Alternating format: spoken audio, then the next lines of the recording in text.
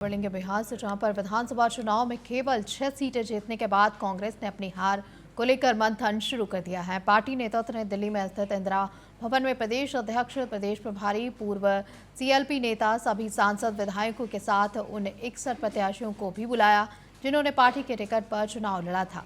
चुनाव परिणाम आने के बाद प्रदेश नेताओं के साथ कांग्रेस की यह पहली समीक्षा बैठक थी। जानकारी के मुताबिक बैठक का मुख्य एजेंडा विधानसभा चुनाव में मिली हार की समीक्षा और आगे की सियासी रणनीति तैयार करना रहा। कांग्रेस ने अपने सभी 61 प्रत्याशियों को निर्देश दिया था कि वे बैठक में अपने अपने क्षेत्र की विस्तृत रिपोर्ट प्रस्तुत करें, जिसमें हार के कारणों, स्थानीय मुद्दों के प्रभाव, संगठनात्मक कमजोरियों और बूथ स्तर पर पार्टी की स्थिति का उल्लेख हो सके। ये रिपोर्ट आगे की चुनावी रणनीति का आधार बनेगी।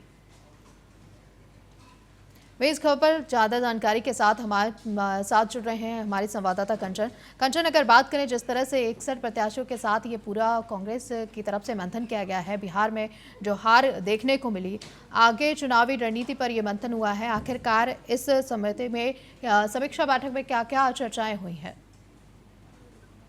जी शालिनी, बिल्कुल। देखिए, सबसे पहले मैं आपको ये बताना चाहूंगी कि इंदिरा भवन में 4:15 बजे जो बैठक है, बिहार की समीक्षा बैठक, वो शुरू हुई थी। और ये बैठक जो है अभी भी शालिनी जारी है। इसके अंदर कांग्रेस अध्यक्ष मल्लिकार्जुन खड़गे, लोकसभा नेता विपक्ष राहुल गांधी, बिहार कांग्रेस के प्रभारी कृष्णा अल्लावरू, प्रदेश अध्यक्ष राजेश राम और तमाम कांग्रेस पार्टी के सभी लीडर्स, और बात करें तो पप्पू यादव भी इस बैठक में मौजूद है। 4:15 बजे बैठक शुरू हुई थी, लेकिन अभी भी ये बैठक जारी है और माना जा रहा है कि लंबे समय तक जारी रहेगी। आपको बता दें, राहुल गांधी ने इसे, ये जो बैठक है वो आज दूसरी बैठक इसलिए हो जाती है क्योंकि ठीक इससे पहले चुनावी हार के बाद बिहार में एक कांग्रेस अध्यक्ष के घर पे एक बैठक हुई थी। उसके अंदर संगठन महासचिव के.सी. वेणुगोपाल, राहुल गांधी और खड़गे तीनों मौजूद थे और उन्होंने जो है आगे की रणनीति तय करने के लिए इस तारीख जो है आज इस बैठक का जो है ऐलान किया था। उसके बाद बिहार के सभी नेता जो थे वो कल देर रात दिल्ली पहुंच गए थे और आज 4:15 बजे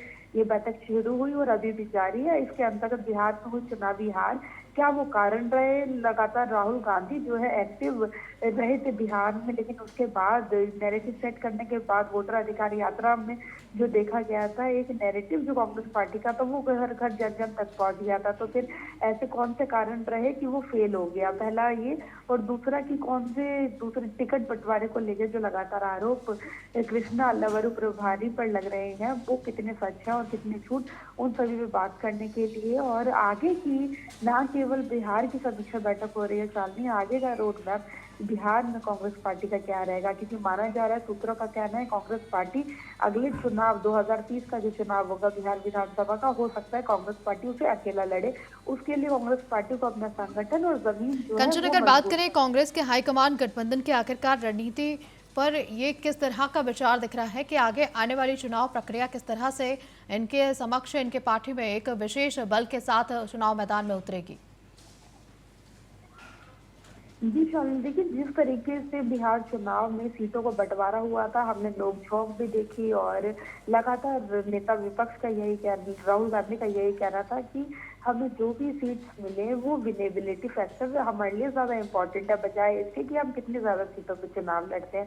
लेकिन फिर भी कांग्रेस पार्टी को ऐसी सीटें दी गई जिनपे कांग्रेस पार्टी का कोई स्टेक नहीं था।